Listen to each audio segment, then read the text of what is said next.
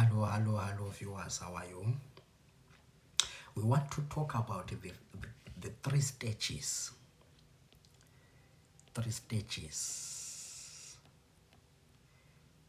of the life of Christ. Because we pass through these stages. There was his first stage of life when he was born of Mary, whereby he lived that period before he was being baptized. It is the period of his birth, from the time of his birth until the time when he was baptized. That stage of his life before he was baptized, that one is the first stage. That is the first stage. It's a stage before someone is baptized. It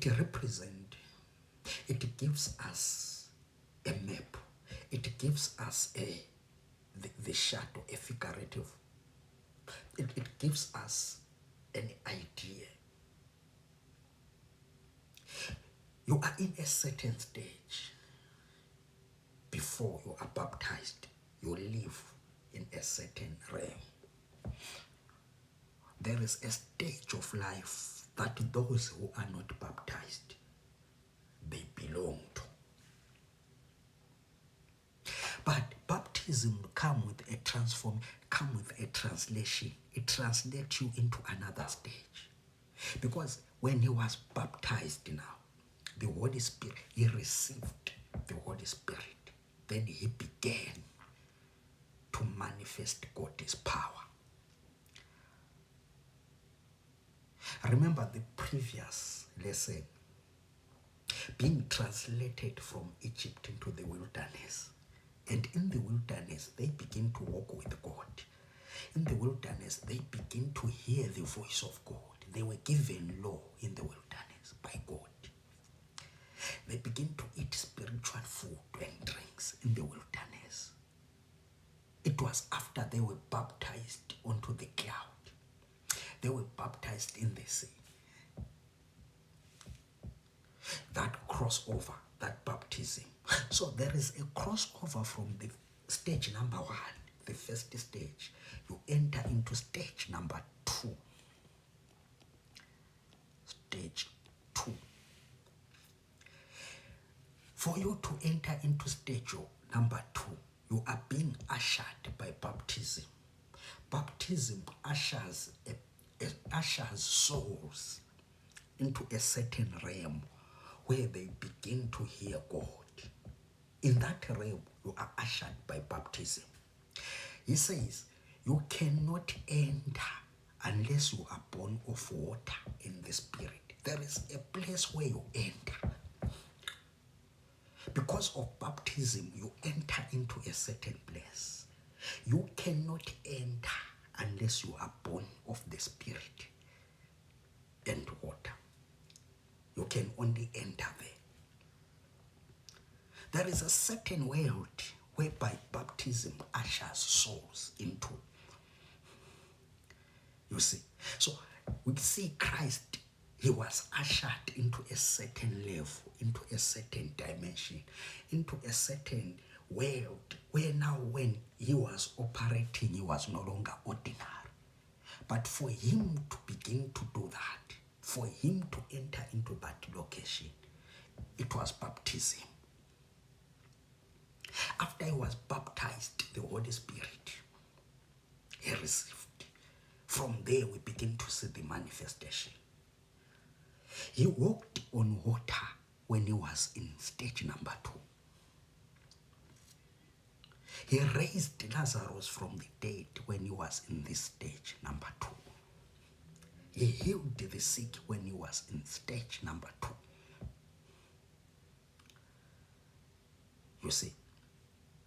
Now, there is a certain manifestation of power given to these guys who have entered this stage by baptism.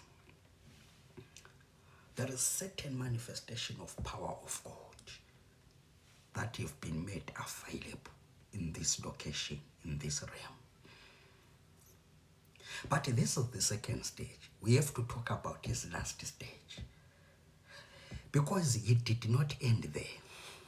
But there is a crossover again into the stage number 3.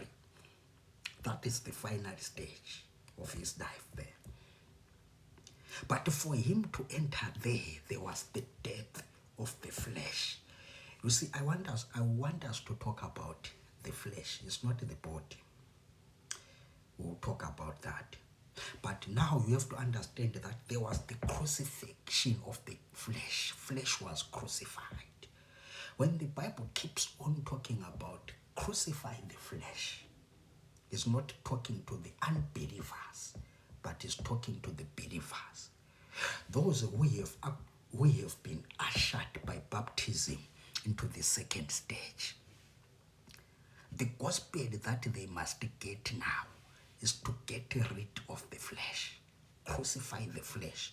Because after you totally obliterate the flesh, you will be translated into another world where death is not available.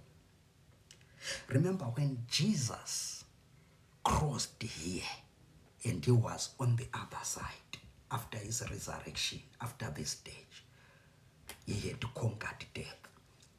Death had no power over him anymore. He was in a realm where death cannot conquer you. In a stage where you have actually defeated death. You see? But you enter into this stage by crucifying the flesh. Don't worry, I will tell you, I will talk about the flesh. What exactly it is. And what damages it does. Where does it come from? It originates from. And how to crucify it. We'll talk about that. But remember, this is a stage where someone cannot die when he enters into the stage. You can be translated just like Enoch. He could not see death, but he was translated.